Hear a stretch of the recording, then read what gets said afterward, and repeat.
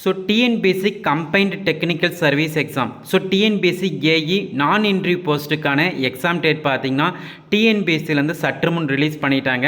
So ஏற்கனவே பார்த்தீங்கன்னா ஒரு 2 மாதம் முன்னாடி TNPSC AE non interview போஸ்ட்டுக்கான vacancy 400 வேக்கன்சிக்கு மேலே ரிலீஸ் பண்ணியிருந்தாங்க. ஸோ அதுக்கான எக்ஸாம் டேட் பார்த்தீங்கன்னா சற்று முன் டிஎன்பிஎஸ்சி வெப்சைட்டில் ரிலீஸ் பண்ணிட்டாங்க. ஸோ இந்த எக்ஸாம் டேட் பார்த்தீங்கன்னா பேப்பர் 2க்கான எக்ஸாம் டேட்டு. ஸோ பேப்பர் 2க்கு பார்த்தீங்கன்னா டிஃப்ரெண்ட் போஸ்ட்டுக்கு டிஃப்ரெண்ட் டேட்டில் வந்து எக்ஸாம் கண்டக்ட் பண்ண போகிறாங்க. ஸோ இந்த எக்ஸாம் ஷெட்யூல் பிடிஎஃப் பார்த்தீங்கன்னா வீடியோ டிஸ்கிரிப்ஷனில் இருக்குது, டவுன்லோட் பண்ணிக்காங்க. ஸோ பேப்பர் 1 மட்டும் பார்த்தீங்கன்னா எக்ஸாம் டேட்டு காமனாக வந்து எக்ஸாம் கண்டக்ட் பண்ணுவாங்க.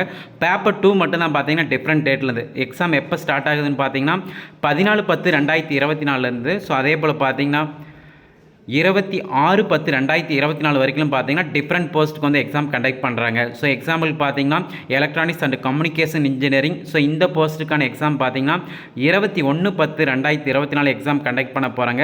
ஸோ அதே போல் பார்த்தீங்கன்னா சிவில், மெக்கானிக்கல், ஸோ எல்லா டிபார்ட்மெண்ட்டுக்கும் பார்த்தீங்கன்னா வேக்கன்சி ரிலீஸ் பண்ணியிருந்தாங்க.